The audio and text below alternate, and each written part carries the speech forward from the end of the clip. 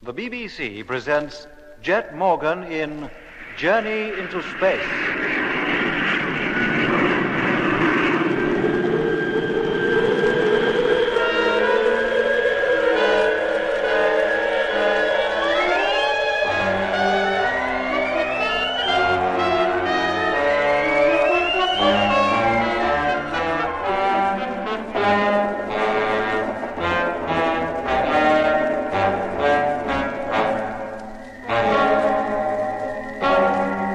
With Mitch as an unwilling prisoner and Dobson and Harding operating the sphere, Lemmy and I had managed to escape from the city of Lacus and head out over the Argier Desert in search of Jet. Meanwhile, Jet had left the land fleet for a Martian truck, the driver of which had declared himself willing to help Jet get back to Polar Base if he would take the man back to Earth with him. This Jet agreed to do, and so the two men set out in a westerly direction towards the Mare Erythraeum. Oh, what's the matter? What are you stopping for? They're here. What? Who? Look, up there, hovering above us. A sphere. God grief. They found us. It's all over. I'm afraid we'll never make it now. Well, couldn't we make a dash for it? Oh, there'd be no point. But don't worry. No physical harm will come to you. The Martians rely on other methods, and I gather you're immune to the hypnosis. No, I'm not. They hypnotized me the first day I landed here out on the ice. Eh? Then why didn't they... Look! The door's opening. And somebody's stepping out. He's wearing a spacesuit. Well, it's Doc. Hello, Doc. Lemmy, this is Jet. Hello, Jet boy. Then you are in there, mate. It's not McLean. No, it's not. Stay where you are, Lemmy. We're coming out. I'll explain everything when we're safely inside the sphere with you. Okay, Jet, come on.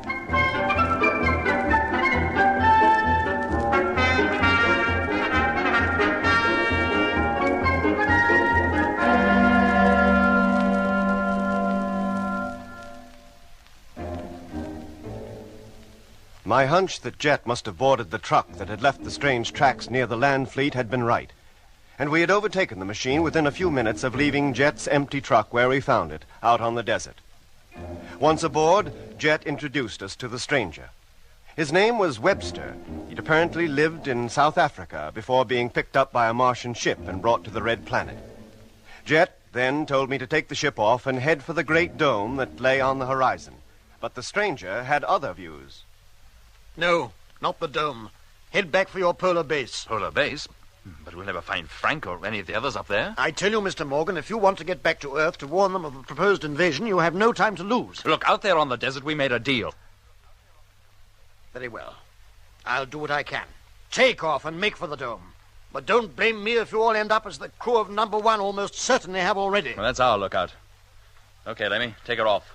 And if you must go there, keep at low level. There's less chance of our being detected. Dobson, Harding, take the ship up. Maximum height, 20 feet. Course, due west. That's it. Once we were underway, Webster examined Dobson and Harding and pronounced them beyond hope, so far as ever getting them back to normal was concerned. He then asked to see Mitch, so Jet and I took Webster to the upper cabin.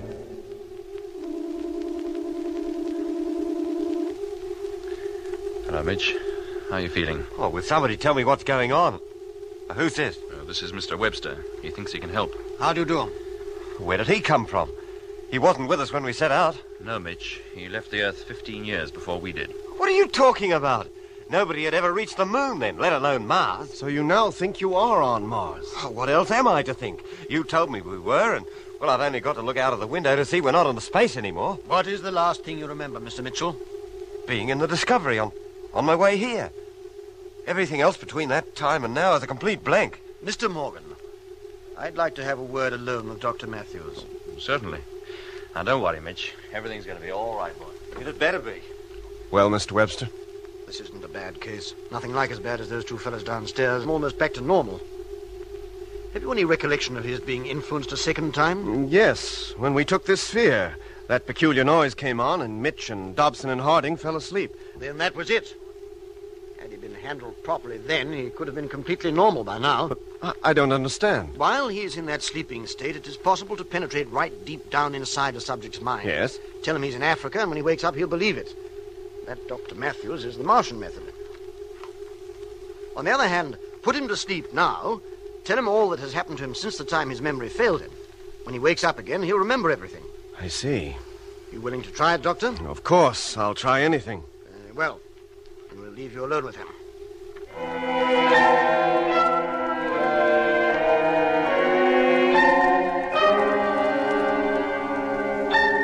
Well, it worked all right. I put him to sleep just as Webster suggested, told him everything, and when I woke him up, he was quite normal. Oh, let's thank our lucky stars for that. If only we had a suit for him, he could come down here. Dobson, Harding, stop the ship. Have we arrived already, then?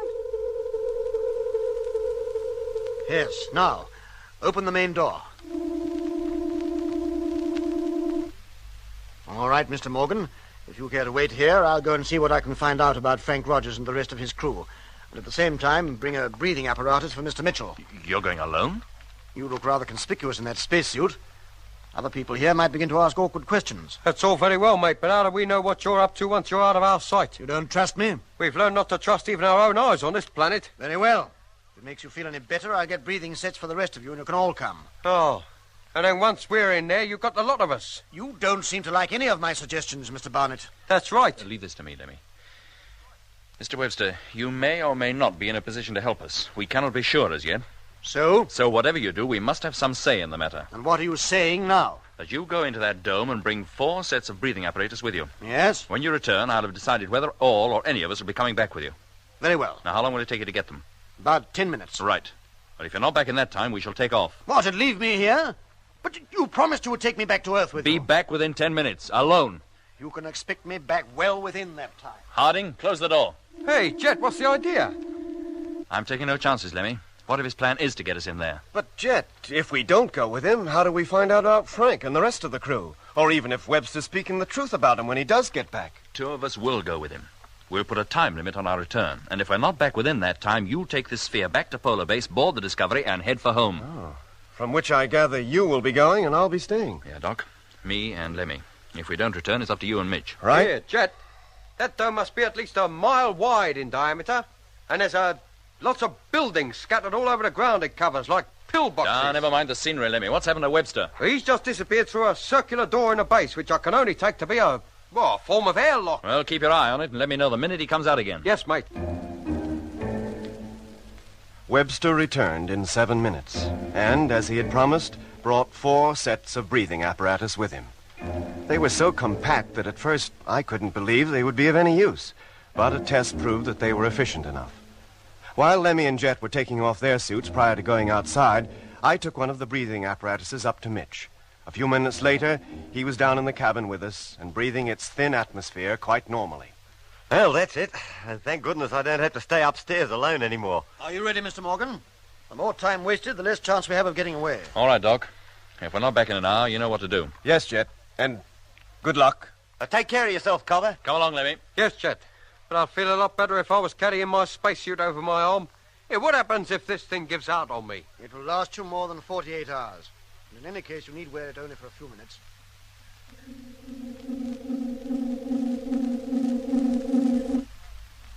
You can take off your masks now. The atmosphere is breathable, all right. Oh, smells just like the London Tube. Now, this way. Where are we now? Inside the wall on which the dome rests. Deep down underground is a factory. Its workers are all conditioned types, but it is run by unconditioned men like myself, on orders received from Larcus Solus. And now we go through here.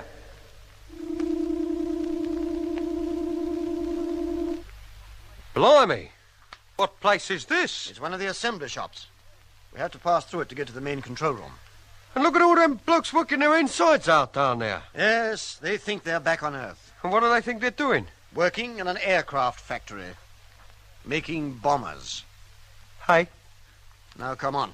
We go along here and down the stairs.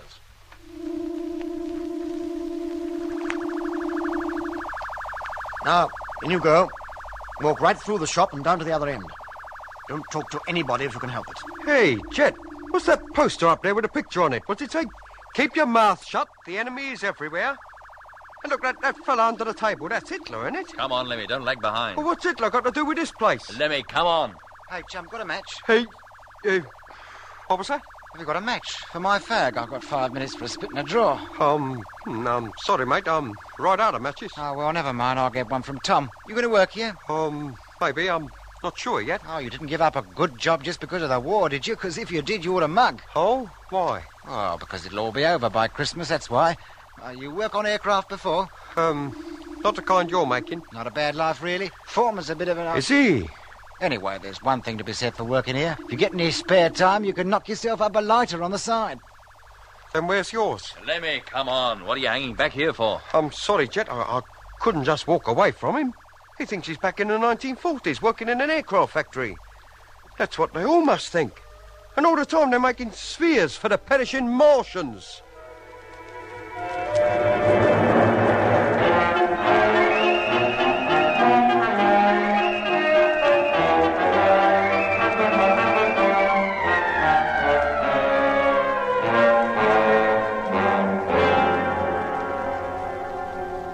What place is this? This is the main control room. It's in constant touch with Larcus Solus. And if there's any news to be had about Rogers and his crew, it'll come from here. Oh, I see. Now, remember, both you and Mr. Barnett are new personnel. You were picked up from Earth and you landed here only a couple of days ago. Uh-huh. You are condition-resisting types. I'm showing you over the place. Is that clear? Perfectly. Then let's go in. Oh, hello there, Bill. Thought you were out on the Mare. I was. I was called over to HQ and told to bring these gentlemen over here and show them a few things. They're newly up from Earth and haven't quite got used to the idea yet. Oh, welcome to the fold, gentlemen. You have my deepest condolences. Where did they pick you up? The crew of the Sphere, you mean, that brought us from Earth? Who else? From London. London? It's not the habit of the Spheres to drop down on populated districts. Oh, not London exactly. Hampstead Heath. I should have thought that even that would have been a little too crowded. Well, it was late at night, and it was foggy. And they weren't the only ones. I know. There were 4 newcomers landed in Lacasolus this morning. I was talking to them a few minutes ago. Talking to them? Were they called Rogers and Grimshaw? That's right. Good subjects, too, by all accounts. 3 of them grade 3 types, capable of being put into the deepest sleep. Oh, no. Would you care to see them? Where can I see them? Now, when the screen warms up, they'll appear on it. They're undergoing their initial training, learning to obey orders by remote control. There they are. That's Frank. In a few days, they'll be coming to work here. By then, they'll be used to my voice and to doing exactly as I tell them. Rogers, stand up. Oh, blimey, Jet, look at him. He's doing it. Can you hear me, Rogers? I can hear you. Are you prepared to take my orders and to act on them? Orders must be obeyed without question at all times. Very good. Sit down, Rogers. Now, Grimshaw. I can hear you. Turn it off. What are your orders? Turn it off, do you hear? I tell you, turn it off! What are you getting so excited about? Do you think it's funny parading Frank and Grimshaw around like that, like there was Whitaker exhibits in a circus? Mr. Barnett. You knew Whitaker? We'd heard of him. Mr. Webster told us about him. Where is Frank? How far away from here is he? Too far for you to get at, Mr. Morgan. You can give up all hope of trying to rescue him. What makes you think I want to? You can't fool me. I know that neither Rogers nor any of the men with him came to this planet in a Martian sphere. What? How do you know? Not 15 minutes before you came in here, a warning that men from Earth had landed on the planet 2 weeks ago was put over the intercommunication system. Apparently 2 of them took a sphere from Larcus Solus. The other is still out on the Argia Desert somewhere, and a search for him has already begun. Apparently they know about the proposed invasion of Earth at the next opposition. Don't you, gentlemen? Well, the cat's out the bag now, isn't it? No, Sam. What you say is true. But you are an Earthman yourself, and so am I. I was once. You still are, Sam. In spite of the time you've been up here, you still are. I am a Martian. It is my duty to report the fact that 2 of the Earthmen are here. You mean nobody knows we are here but you? Yes, that is Look, so. Sam, you'd like to go back to Earth, wouldn't you? I came here in 1896. What would be the point? When I left Earth 75 years ago, I was 35 years old. You know what would happen to me the moment I left this planet. I have no wish to die yet. But if we don't get back to Earth, they'll know nothing about the invasion. And how are they going to defend themselves? It is not intended that they should know of the invasion or how to defend themselves. And you cannot be allowed to return to tell them. No, you traitor! Webster, take these men to the living quarters. I'll report their presence here to Larcus Solus immediately. No, Sam, wait. They've promised to take me back to Earth with them. You? What do you want with Earth? You who came here in 1910. I didn't. It was 1956. And I wasn't old. Look at me. Am I old? I could still spend a few more years on Earth, couldn't I? Couldn't I? Don't make me laugh. You'd fate to nothing the moment you put foot on the place. You're not conditioned for Earth, you know. You're not a Whitaker. You've got to believe me, Mr. Morgan. I did come here in 1956. Oh, shut up and get out. And take these Earthmen with you. I have a report to make. Lemmy. Yes, Jet. No, Sam, don't. Don't tell them. Okay, Lemmy, now. Right. No. All right, Lemmy. Now, Go on, yes, mate. Go. bring it on. That's it. Oh! What have you done? Give me the dickens to pay. Never mind. Now, if you want to get back to Earth, help us get out of here. Yeah. All right, Lemmy, that's enough.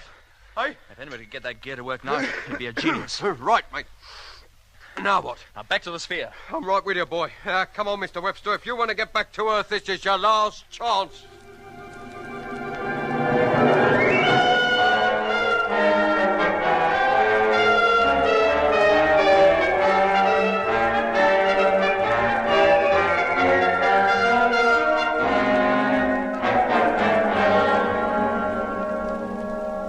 Now, come on, Lemmy, before that controller recovers and gives the alarm. Jet, wait!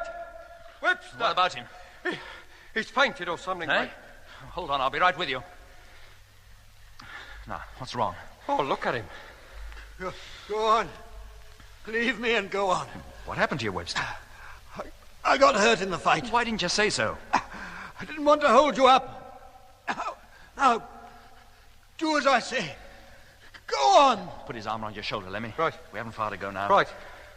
Come on, quick as you can. The airlock's just along that corridor. Put on your mask, Lemmy. You'll need it when we get outside. Right. There they are. Hey, stop. Oh, blimey, they're here. Wait. Stay where you are. Come on, Lemmy, inside, quick, and carefully. That's it. Wait, Mr. Morgan. Wait. I'm sorry, chum. We got a train to catch.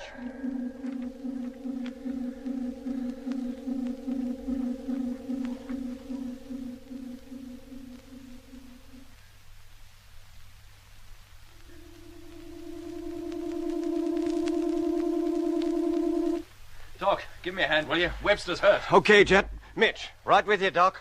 Okay, Lemmy. We've got him. Right. Take it easy, Mitch. Lay him on the floor. We've got to get out of here, Doc, and quick. They've already got a search party out after us. What about Frank and Grimshaw? I'm afraid there's nothing we can do about them now, Doc.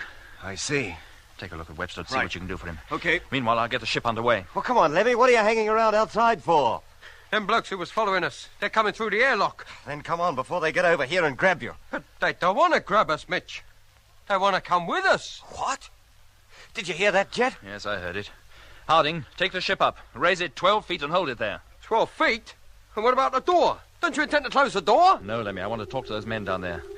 All right, Harding, that'll do. Take us with you, Captain. Take us back to Earth. How many of you? Just the four of us, that's all. How long have you been on this planet? 15 years, since 1956. You as well? Isn't there anybody on this part of Mars who came here any other year? You must believe us. We want to go home. We're young, all of us. We've a long life ahead of us, even down on Earth. Don't do it, Jet. It's a trick to get us to return to ground level. All right, I'll take you, but one at a time. Now, 3 of you go back 100 yards. You'll climb aboard in order, as I tell you. Now, take it easy, Jet. 4 of them could be too much for us. I can't leave them, Mitch. Harding. What are your orders? No, Jet. Wait. What is it, Doc? Come over here. Look at Webster. What's the matter? Come over here and see. Grief.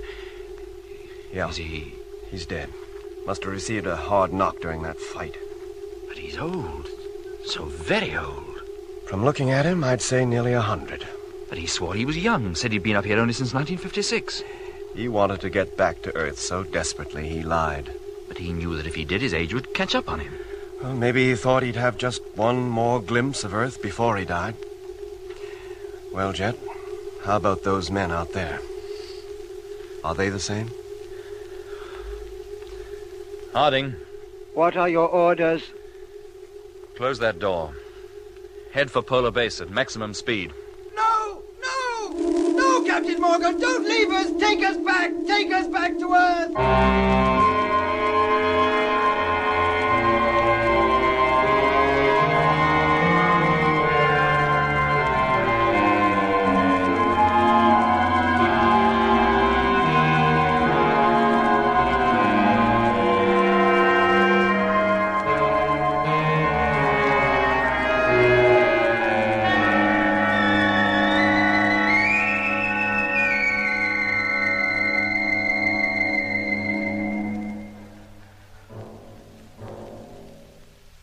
hated leaving those men behind, but what could we do?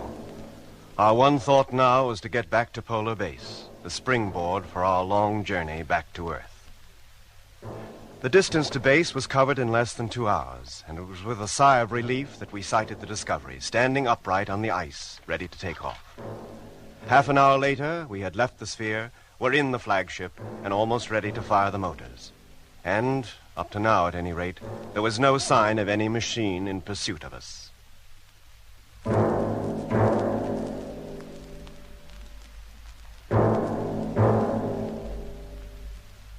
Televiewer, stern view on. Now listen carefully, all of you.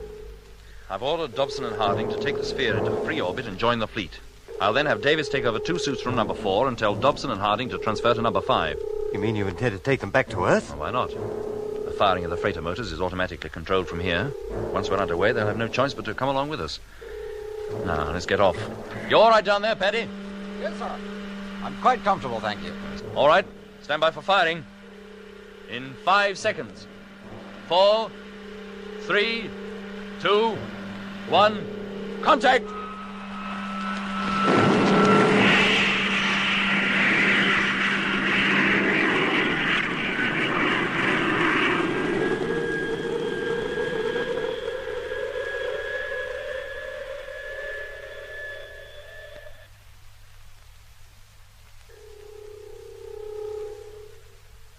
Okay, Jet. Discovery in correct position and traveling in free orbit. Right. Now, we'll have to wait an hour before our position is favorable to fire the motors and head for Earth. Lemmy, let Paddy out. As soon as you're settled in your own ship, Paddy, give me a call. I will, sir. Can you see the sphere, Doc? Yes, Jet. It's alongside number 6. There, see it? Yes. 9 ships we set out with, and only 4 are returning. And with Dobson and Harding to man one of them, perhaps only 3. Our trip can hardly have been called a success. 13 men lost, 2 ships wrecked, and 3 abandoned for want of crews to man them. Jet, for Pete's sake, look! Martian spheres, a whole fleet. What? Yes. Where, Doc? Almost directly below us, dozens of them. Paddy now drifting across to number 3. Hey, listen. There's that music. They're here. They aim to stop us, Jet. Put us all to sleep. How far and fast can those spheres travel? According to that flying Dr. Jet, not very far. Then we'll try to outpace them. Lemmy, let me know as soon as Paddy's entered his ship. He's just reached the airlock now. Call up the ships, Mitch. Have them stand by for takeoff. Right. So it will be only 3 ships after all. Hello, Space Fleet. Discovery calling. Stand by for takeoff. Repeat, stand by for takeoff. Number 3 to flagship, standing by. Number 4 to flagship, standing by. Oh, blimey, they're giving out with a vengeance this time. Whatever you do, don't go to sleep. Fight it. Motor, Mitch. Okay. And stand by. Position. 3 degrees. 2 degrees. Firing imminent. 1 degree. Contact!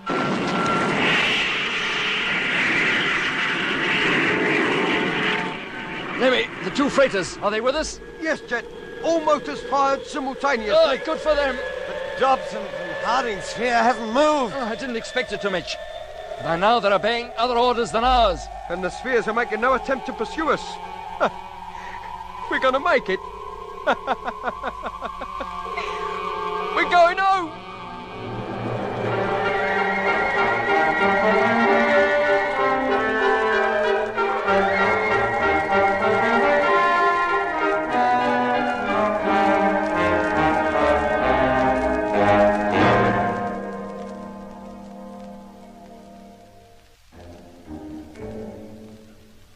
We established contact with Control a week after takeoff, and as we suffered no interference or jamming from Mars, we were able to tell them the whole story of our landing, of the loss of most of our ships and half our men.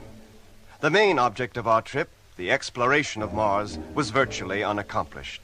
Our only achievement, a few measly specimens of Martian soil picked up in the area around Polar Base when we first landed.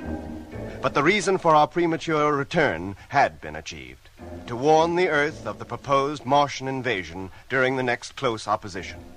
At first, our story was not believed, but as we passed more and more details of our incredible adventures back to Earth, the truth slowly began to sink in.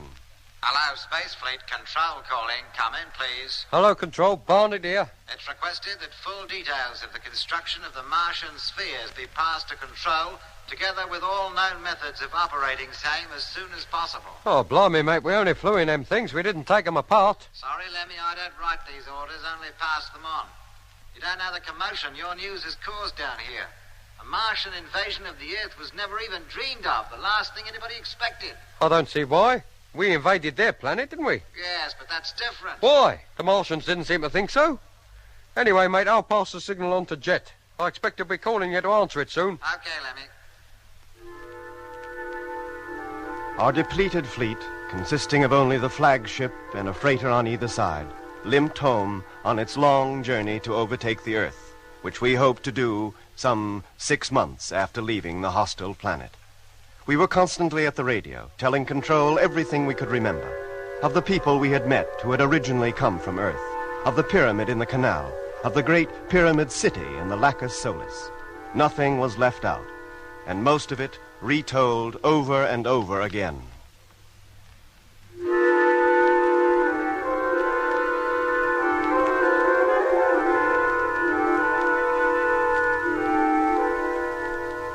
And then, at last, after 6 months and 2 weeks' flight through space, the ships were turned over, and we prepared to make the moon landing. Hello, Space Fleet. Your call received. Course X723, track E. Platform is now cleared and ready for touchdown. And good luck. Thank you, Control. Landing imminent. Doc, gyro. Contact. Motor, Mitch. Okay. And stand by for firing. Height, 10,000. Position, Lemmy. Hang on. 9,000. Well, we made it. That's something. I only wish it was good news we was bringing home. 8,000. And when we do land, I expect we'll go straight into the interrogation room and stay there. We'll be lucky to get home in a month of Saturdays. 7,000. Stand by, Doc. Okay. Lemmy. Yes, mate. All right at my end. Freighter's turned over and in formation. 6,000. 5,000. Contact!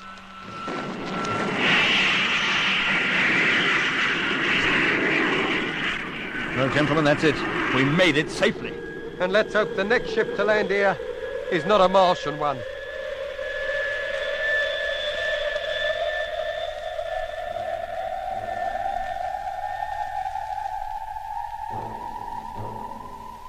And so man's first trip to Mars was over. But it marked only the beginning of man's dealings with that fiery planet. The invasion of Earth did indeed begin 2 years later, 13 years before it was intended. No doubt after their plans had become known, the Martians thought it best to strike immediately, and the first ships of the Martian invasion fleet landed in Asia on September 23rd, 1973. But that's another story.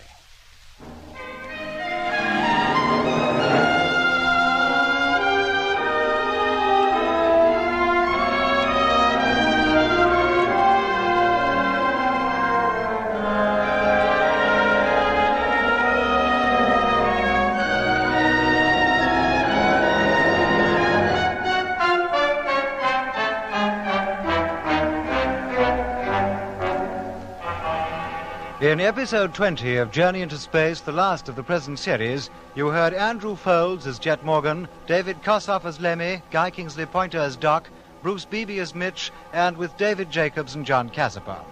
The orchestra was conducted by Van Phillips, who also composed the music. The sound control and special effects were by Brian Willey and Joe Young.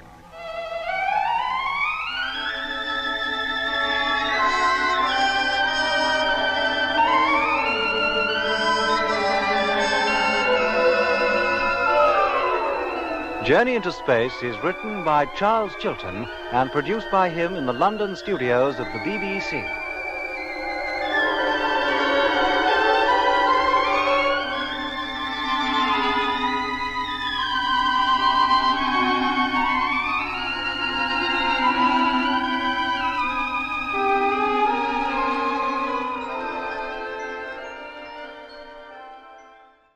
Enjoying the timeless classics on Golden Age Radio? If you're loving the nostalgia and captivating stories, consider supporting our channel with a tip. Your generosity helps us continue bringing you the best of vintage radio entertainment. Simply click on the link in the description. Thank you for being part of our community. Lost in Brazil invites you on an unforgettable journey, where every moment is an adventure waiting to be discovered. Join us as we uncover the soul of Brazil, one incredible experience at a time. Click on the link in the description and embark on the ultimate Brazilian odyssey.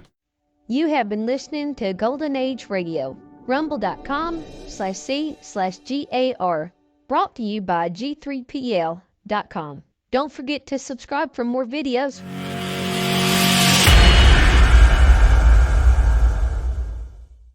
I would like to extend my sincere gratitude to Old Time Radio Research Group for their remarkable efforts in preserving and archiving the captivating world of old time radio programs.